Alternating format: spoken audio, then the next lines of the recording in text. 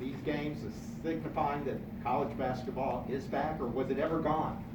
Well, it was gone in the way we understand it, for sure. I mean, like, to me, I've been saying this for times in our meeting, we're going to be able to feel college basketball again. Like last year we had a season, but I'm not sure we felt it. I mean, you know, a packed, what a better place to really kick off the season than Madison Square Garden. 4 elite teams, great traditions, a packed garden. I think that we're going to be able to feel the start of the season, which I don't think we were able to do last year. So, yeah, I would say, look, the world's changed. You're asking this question with basketball. But in terms of college basketball, enthusiasm, the crowd, energy, the passion, the ownership, for the players, the coaches, and everyone that surrounds the game, it's exciting and it is without a doubt packed. You saw it in Madison Square Garden opening night, the Knicks. And I didn't see opening night in college basketball. You didn't see that same energy in that. Yeah, I couldn't agree more. And tonight is an opportunity to be able to celebrate the players and the coaches and all that they really surrendered themselves to last year, so to speak. I mean, the kids with, daily, it seemed like every couple of days they were getting their nose swabbed, etc., not being able to take meals as a group. And that seems to be behind us. And as a former player who enjoyed the energy in the buildings, whether it was rooting against me or rooting for, I'm delighted that the young people will get a chance to experience that in what I consider the mecca of all of basketball in Madison Square Garden. And to add to all that, Coach Krzyzewski and his farewell tour, how does that add to all the intrigue and drama? I think it adds to it immensely. In our era now, I mean, you're talking about a coach who's won 5 national championships and a team who missed the NCAA tournament for the first time since 1995, if I recall, last year. And he's got a renewed energy to finish well. And it's a team that's ranked currently in the top 10, I think they're 10th AP, and I think they're undervalued. I actually think they're one of the top 5 teams in the country and have a legit chance to win the national championship. And how fitting would it be for one of the greatest coaches of all time in our sport to be able to end it with a national championship, and they have a real opportunity. There'll never be another Mike. I mean, really, that's what it comes down to. You think about it, and think about it. There probably rarely will be another guy that goes from the head coach of the Army to one of the most prestigious basketball programs in the game. There'll be probably another guy that could have maybe the first 3 years that he had and maybe survive to have coached the 4th. And then if you think about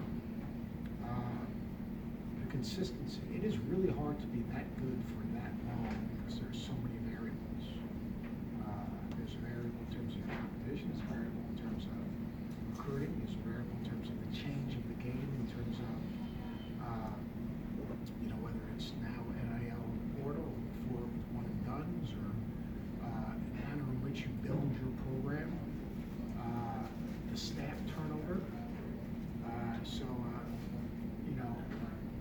It's incredible to me, the consistency. And when I first got to coaching, the ACC was basically everyone against Dean Smith. And today, the ACC conference was kind of about as everyone chasing Mike. And I think that's the one thing when I coached in the league, they set the standard. Like everything we did was to try to compete against Duke in terms of how hard we played, how tough we were, how physical we were, how we defended, how we competed. And he's done that for 40 years.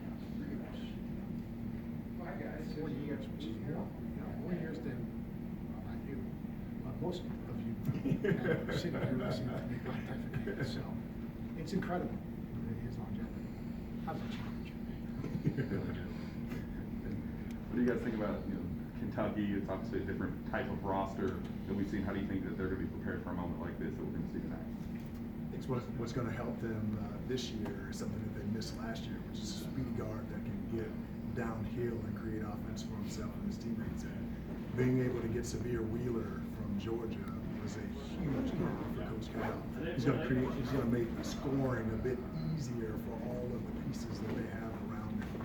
And I think you're going to see a team that's playing faster. In some ways, I think their offense will be a little bit more simplified with quick hitters, and all of that is predicated on Severe Wheeler. I expect them to have a good night tonight. I think a reflection of college basketball today with transfer portal and the extra year. College basketball is one of the oldest year of college basketball in terms of teams have gotten old.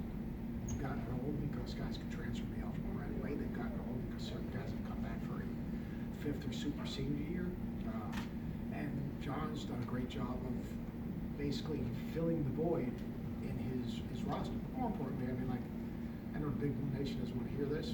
Probably the Duke fans don't want to hear it either. But last year was an impossible scenario for both Duke and Kentucky because you've got to be able to touch your team. You've got to be able to connect with your team. You've got to be able to spend. If you have a young team, the summer is so valuable. The ability to have your team over your house and have them see you in a different way besides just coaching. The ability to sit down and watch film with them individually and collectively. The ability for your team to develop a trust within each other. But, you know, last year they couldn't even spend time with each other in the box. And they weren't fiercely competitive. And they weren't able to build that toughness. You know, what did he do? You know, Kellen Grady, 2001 scorer, maturity. Sidney Wheeler, who said he's an easy bucket creator, is what he is. CJ, an elite shooter. Oscar sitting out, a guy who just really embraces rebounding the basketball, complementing that with some guys that came back. Keon came back. Gives him another guy that understands coach. So I look at Kentucky, and it's not going to be where they are now. I mean, I think today's game is going to be really interesting, and it really comes down to how much better they can get. How much will Damian Collins get better? How much will Bryce Hopkins get better? Ty Dye getting used to playing in this type of stage, but I just get a kick out of old people like, you know, oh, he's got to change this, he's got to change. He has changed. I mean, he spent time with Nick Nurse this summer in terms of trying to take basically his dribble drive, putting it on steroids in a lot of ways, and playing with more flow. But you know, 2 years ago, which is one season ago, he won the SEC by 3 games. Like, the dude didn't forget how to coach. Right? It was a very tough hand they were dealt. But I've known him forever. He's got a focus. You're seeing what's happening in recruiting, and you're seeing what's happening as he's interacting with his team. And things you take for granted when it gets taken away, like spending time with your team. Most of us, like, you don't understand. Yeah, he makes a ton of money. You get past that point. Like, impacting people's lives is really when we all really started to get coaching for because there wasn't anybody. And I think you can see a renewed, I don't say renewed, but enjoyment of all those aspects of the job. That I think he's really focused, and I think the team will get a lot better. Seth, obviously we have a Big Ten team playing tonight. How much can we make of the poor performance in the NCAA tournament last year by the Big Ten as a precursor to this season? I think Big Ten's best conference college basketball season. I thought the same then. Like, just because they didn't play well in the NCAA tournament, I think being in Indianapolis for 2 weeks was not a good thing for the Big Ten. You know, they had the Big Ten tournament there, and all those teams that made the tournament had to stay and wait. So if you got knocked out on Thursday, you were sitting in a hotel room, you know, basically with nothing to do for a week. Probably not ideal, the situation you want to be in. I look at the Big Ten and I look at, you know, everyone says, you know, get old and stay old. The Big Ten's been able to stay old. Big Ten's got maturity. You know, I look at the league, whether it's Michigan State, Purdue, Ohio State, I think has a chance to, I think Jalen Liddell made it player of the year in the league. Who's going to compete for, you know, player of the year in the country. Maryland's going to be better. They get Russell and they get Wahan. I mean, all of a sudden, I think Scott's going to be able to play his correct position. I look at the Big Ten, and I don't put as much into it. Yeah, they had a really disappointing NCAA tournament. But I still look at the league, and I look at the depth of the league. It's the best scouted. It's the best coached. It's probably the best venues day in and day out. I think this year, I mean, there are no rocking chair games in that league. I mean, Northwestern's returning Ardees, it's returning Bowie, it's returning Nance. Those are 3 really good players. You know, so I think the league is Indiana, racetracks and digs. I just think the league is really good. And I think last year they didn't play long term. Do you think Minnesota and Penn State are way down? They've got a long way to go. You mentioned, Yeah. oh, Go ahead, please. you mentioned Duke possibly being able to win it all this season. Tell us why you think that. I'd look first and see, as a former big, to see if you have rim protection. Mark Williams. I don't know if there were many bigs that finished the season the way he did. Nearly 18 points a game, 7 rebounds. He's an active runner, willing shot blocker, moves so well laterally. You can put him in situations in ball screens, in late clock situations. He can switch out for a couple seconds on a smaller guard, so they have rim protection. They have a guy that's likely going to be the number 2 pick in the draft, and Paolo Banchero. 6'10", 240 pounds, can stick it from 3. He can rip it off the backboard on the defensive end, push it up the floor, try to get to the rim himself, or make a play. A guy whose name that you may not know now, that you'll know when we leave this tonight, a kid named Trevor Keels. Big, physical, 6'4", can stick it from the perimeter. They're going to be a really good defensive team, and so I feel that they have shot makers this year. They have guys who can rebound the basketball, and they have several playmakers to complement their defense, which will be up and in and able to create some turnovers and get out in transition. I said it before, they're ranked 10th now. They're a top 5 team, and they have a shot to win it all. You mentioned Jeremy Roach, who can really guard. I mean, they're going to get back to being Duke, not Duke without the D. I mean, Trevor Keels is Derrick Henry playing basketball. I mean, he is a big dude, and he is a hard playing guy. Wendell Moore had a great end of the season last year. Last, I think, 6 games, 11 points, 5 rebounds, and 3.5 assists. I mean, they've got another team. So they've got some maturity. They're talented freshmen. And I think that, I was actually with Jiggle this morning, and I think this will be a Duke team that will get back to guarding the way the good Duke teams guard. Like Duke has been in a mindset a little bit of outscoring you. They haven't taken a lot away from you. They just dominated you with their talent offensively. I think this team has a chance to dominate you on the defensive end, which is going to be able to play ahead of the defense and get some easy scoring opportunities. Talk about Mark Williams. How do you see the Mark Williams Oscar Tshiebwe matchup impacting the game? Are there any other matchups that you think will play a major factor? Yeah, I think that one's going to be key. Oscar Tshiebwe, more of a rebounder, can run the floor hard, kind of a drop-off finisher kind of guy. Mark Williams, similar, but I think he has a little bit more athleticism, a little bit more length and range in his game. But I think it's going to come down to Kentucky. Can they handle the defensive pressure of Duke? Can they take care of the basketball?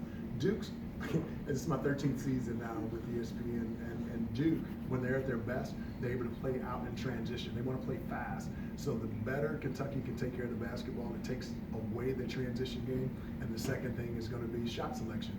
If you're taking bad shots against Duke, it's going to be dunks on the other end. And so for Kentucky to have a chance to win the basketball game, they've got to take care of the basketball, and the shot selection is going to have to be excellent. Yeah, I think the interesting thing is how Kentucky matches up with Paul Banchero. I mean, he's that versatile, and how they use him. So they can go smaller and play Griffin and Banchero and without Williams, or they can go big. I mean, you know, like have a monster lineup. I think, can you keep Severe Wheeler in control? Like who's going to match up with? It's going to be Jeremy Roach. It's going to be Trevor Keels. I mean, containing Wheeler is a easy basket creator. So you can contain him, like he's the one guy on the perimeter that can just get to the rim, make a play, draw 2, make a play, shoot it better. They're not going to play him probably off the ball. They'll probably play a little soft and help. So I think that'll be a matchup. How they match up and contain Wheeler for Duke, and then obviously I think Paolo just, right now it looks like Keon Brooks will probably start for Kentucky. All right, so you're going to have to be physically strong enough to defend him in post-ups or mid-posts. Yeah. All right, you have to do a good job in defensive transition because he'll rip and go with the defensive rebound. All right, and then you're going to have to cut him out on the glass because he is a physical, quick rebounder. Yeah. So for Keon, that's going to be a challenge. And then the front court of Kentucky, who's the next guy up? Damian Collins is physically maybe not ready, but athletic. Is it going to be Lance Ware?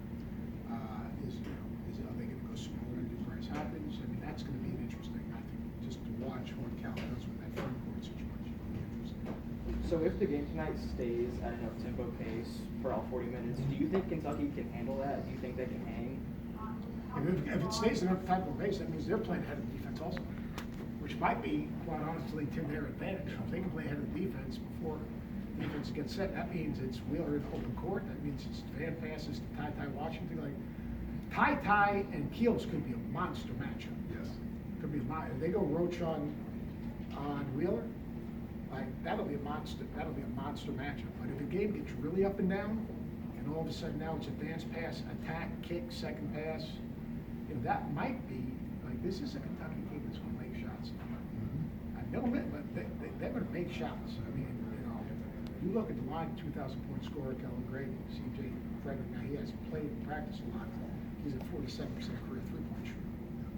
Ty can shoot it and also create some. Keon's shown that he has the ability to shoot three. So this game has a chance to be really entertaining. But I will not walk away from this game with any conclusion like, oh, Kentucky's good. Kentucky's good. You know, I think Kentucky's a work in progress. I would say that Duke is probably further ahead at this point. Doesn't mean that Kentucky can't win. It doesn't mean Kentucky can't be a real factor by the end of the season as these guys develop. Yeah, Seth, that's interesting you say that. Different coaches look at these early season games differently. And you know John as well as anybody. Do you think the fact that he's got his most experienced team ever coming back, that maybe he's putting a little bit They're more not coming emphasis? back though, because he's got the most experienced team, but he doesn't have the most experienced team coming back. He's got the most experienced team like most of college basketball because he's got all these transfer portal guys that have matured.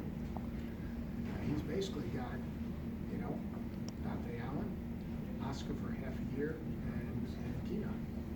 You know, and Dominique Mintz, Mintz is a factor. So, look, I think that Cal keeps this game in perspective, and I think most coaches will keep tonight in perspective. I think Bill Self had a great quote today. He said, playing the Champions Classic is not really good for your team, but it's really good for the game. So, like, because this game and the stage this game is on, this early in the season, even though you have more access to the players, you know, anything after this is almost a letdown the next few weeks. But in terms of what it does for the game, I mean, you know it's a big game when Adams Gordon shows up. You said that about Tom Krzyzewski too. That was a big game when Tom Chowski showed up. Who's read the letter? This has been an event in years past. Kentucky has had players thrive under these bright lights, and it's kind of been a kind of foreshadowing what we've seen later in the season. Tyrese Maxey, Julius Randle, Malik Monk, those types. Is there a player that you guys kind of think could emerge in that spotlight? He's Ty. Yeah, he's different. He's got a poise about him beyond his years. And I was telling Seth, he has a low release point on it, but he shoots the basketball a lot better than I thought he did. And he has an awareness out there on the floor. I think you'll see him sprinting in transition, getting some three opportunities in transition, ball reversals. I think you'll see him getting in the lane and making plays. And so if there's one guy, it's probably two, but if there's one guy on Kentucky's team outside of Severe Wheeler, because he'll do it in a different way, it would be Ty Washington. Severe Wheeler is going to be, he's going to be fun to watch. There'll be times he'll play for both teams. I mean, he's going to play he's got, you know, like 4 turnovers a game or 5 turnovers a game, whatever he did at Georgia. Yeah. All right, that's going to get an interesting reaction from the bench.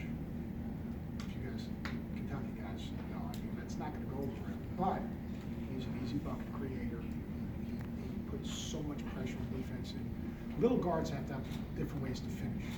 Like the best little guards do things. They've got to be disruptive defensively, which he can be, and they've got to find different ways to finish. He's got a lot of different ways to finish around the basket. So I think Wheeler has a guy that has a chance. And I think you're all going to be surprised on Oscar because he's not explosive finishing. Close it off. I'll tell you what he is. Dude's feet. He reminds me of a bigger, stronger. Jonathan Chama, JTT.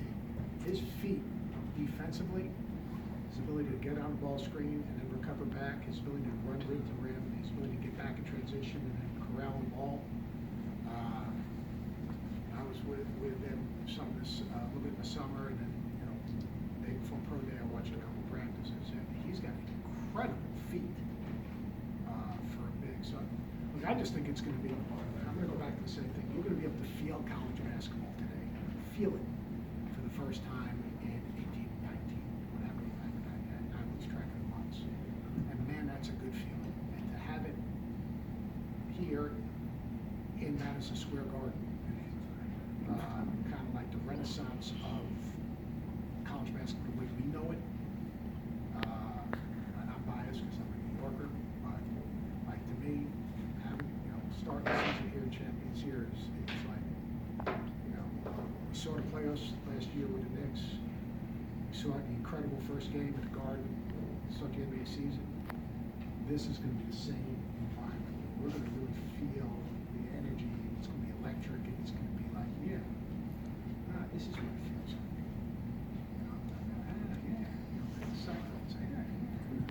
And I think that's going to be what tonight's all about, more than any individual player or any game. One more question. To your point, Duke's a heavy help team, and at times they can be exposed by playing behind the lanes or coming to help unnecessarily, and that's where Severe's decision making once he gets into the gap is going to be huge, because they're going to come. And can he be patient enough to be able to find open shooters? Because that's the one thing I said mentioned earlier that Kentucky has this year that they didn't have. Or get consistently swallowed last up. year. Yeah, where he can wait and find open shooters and they get some open looks out there. So that's going to be his ability to impact the game is going to be important for Kentucky to win it. Last question in the front.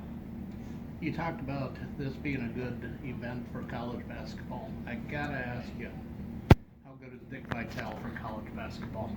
We miss Coach. I've been texting with him almost every day.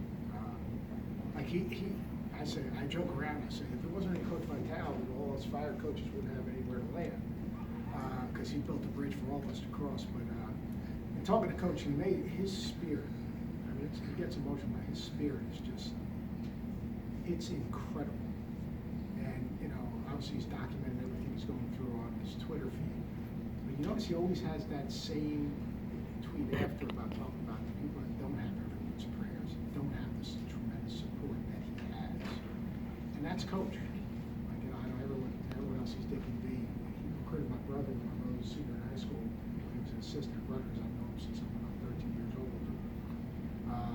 As much as he's fighting and he's listening to his doctors, and we're going to miss him a lot, he always takes time to also talk about like the people that don't have the support that he has. And to me, every time I read that, I get choked up because it kind of moves me. I did a feature story on him a couple months ago and took my respect for him to a whole new level. It's amazing. He is, It's amazing. he's a character, but I don't think basketball created his character.